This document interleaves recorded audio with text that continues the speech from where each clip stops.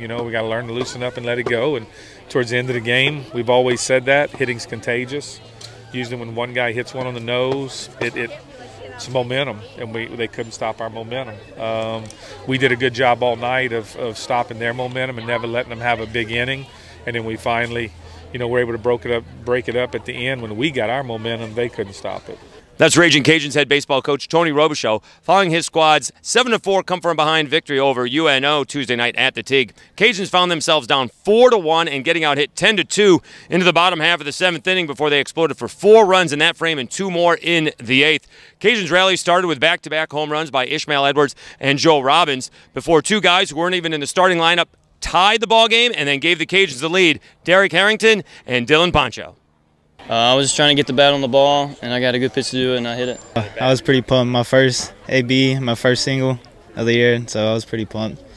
Well, again, we want everybody that comes off the bench to be ready to go, and you know, Poncho knows where his barrel is. Harrington plays just such great defense. He's a big defender off the bench, but he came in tonight when Clem went down. That's what you're supposed to do as a team. You know, that's how fast things can change on you. You sit there going, you know what, I don't know if I'm going to play tonight, and all of a sudden a guy takes the ball off the hand, and not only do you play tonight, but then you might start playing for a while. So this is why we continue to tell them to work while you wait. Derek had a good fall, and he worked hard, even though he wasn't in the lineup every day. And then, you know, baseball pays people like that back. If it happens, it happens. I hope Kyle the best. I hope he recovers really quick because we need him. Freshman Hogan Harris, making his first start as a Raging Cajun, gave up 2 runs in 3 innings of work, but Tony Robichaux was happy that the game did not get out of control. I thought he did okay. You know, I thought he looked better out of the bullpen than as a starter, but that's not any reason never to start him again. We just wanted to give him that start so he could see both sides. It's a lot different when you come in attack mode versus a starter. Now you're holding the running game, the hitting and running. You got to start getting the 3-pitch mix over the plate. Well, when you come in out of the bullpen, you can come in pumping, you know, and velocity was a tad down tonight, but it's 2 days rest, and I thought he did good for a freshman in a big crowd and never let the game get away from him.